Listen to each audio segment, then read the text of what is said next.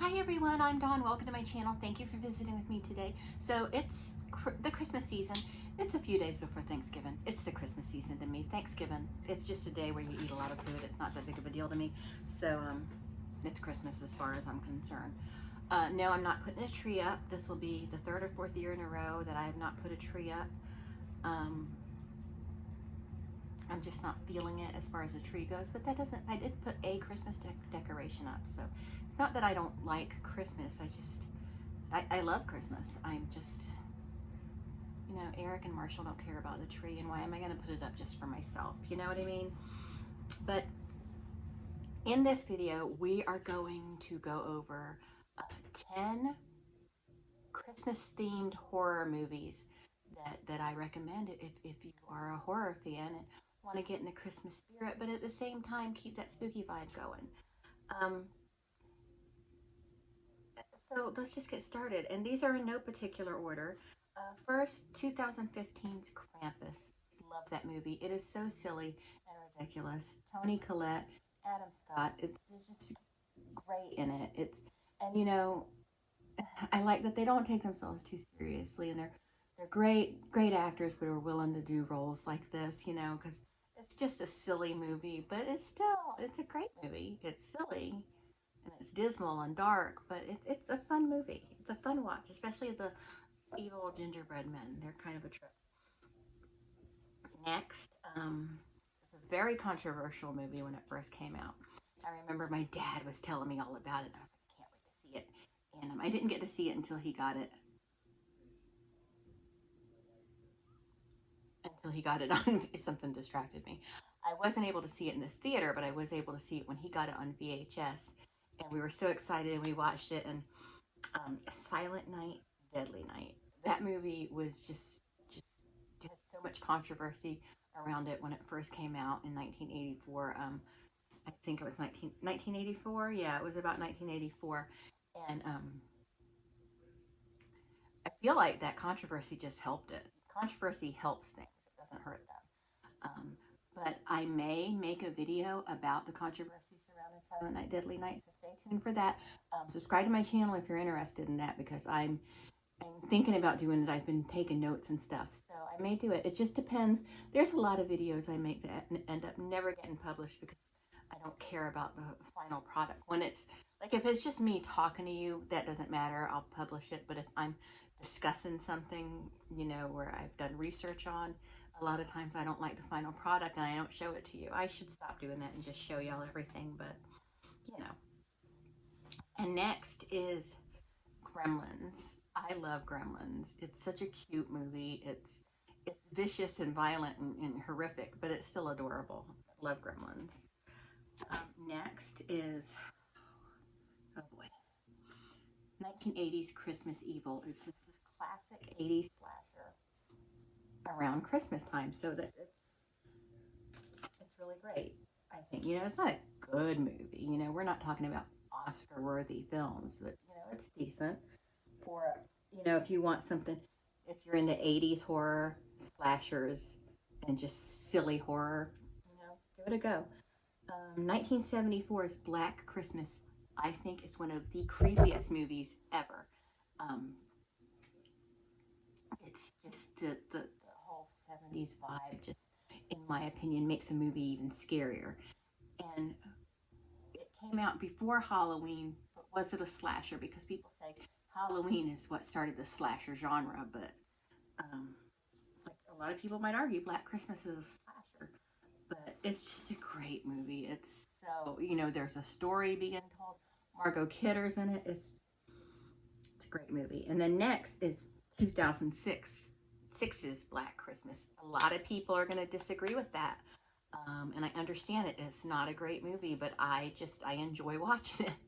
I get a kick out of it. And the backstory for that one is really, in my opinion, very dark and dismal. Next is Jack Frost, not the happy-go-lucky Christmas movie with Michael Keaton. 1997's Jack Frost, about the evil snowman. That is it's ridiculous. It's just ridiculous, and that's what makes it great. Next, I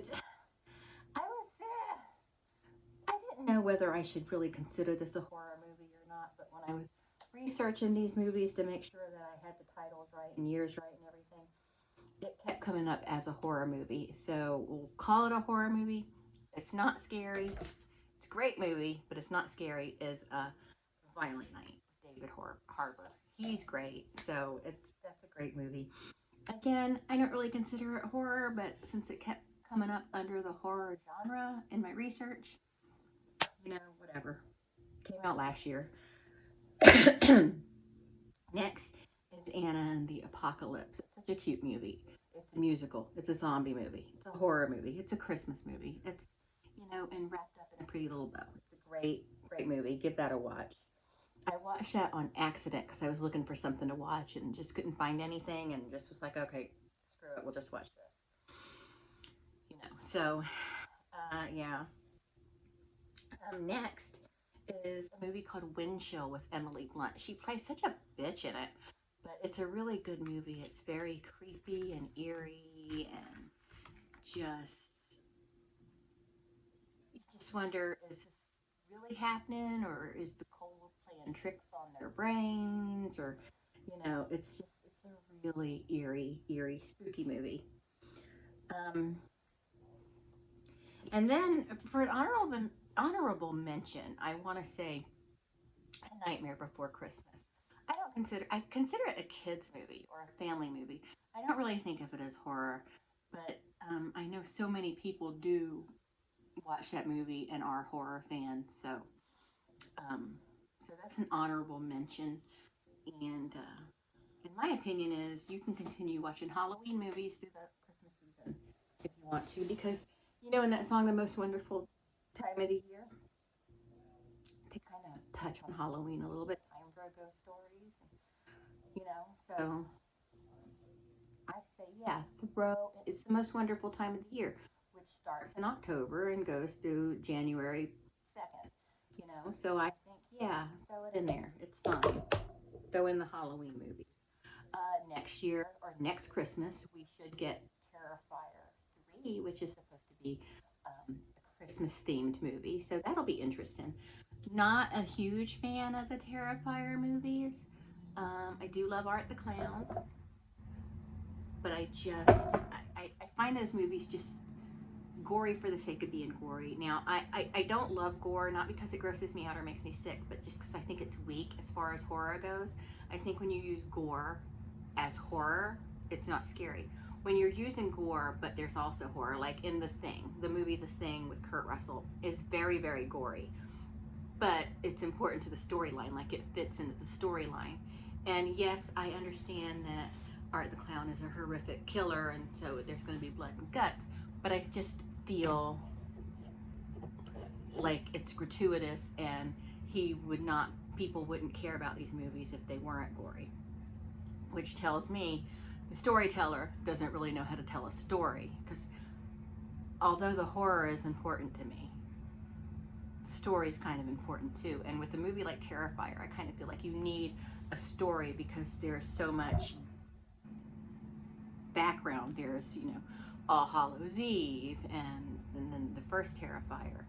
And so yeah, I don't appreciate gore as a horror fan because I find that so many people use it I can't really think of a way to scare these people, so let's gross them out with this or that, and it's just, I understand the need for gore and horror, but there is an excess, and it's just, a lot of times it's just not necessary. It just isn't. And but anyway, so if you enjoyed this video, go ahead and subscribe, like, all that, and I've got plenty more videos coming out. I got some makeup videos planned. I'll do my annual Elf on the Shelf look. I'll do a Christmas clown maybe. I'm gonna do some cookie videos. And then I'll do just my favorite Christmas movies, just overall, not just horror related, but I love horror. Always gotta integrate that somehow into my life. And but yeah, that's it. Thank you so much for watching, and I'll talk to everyone later. Bye.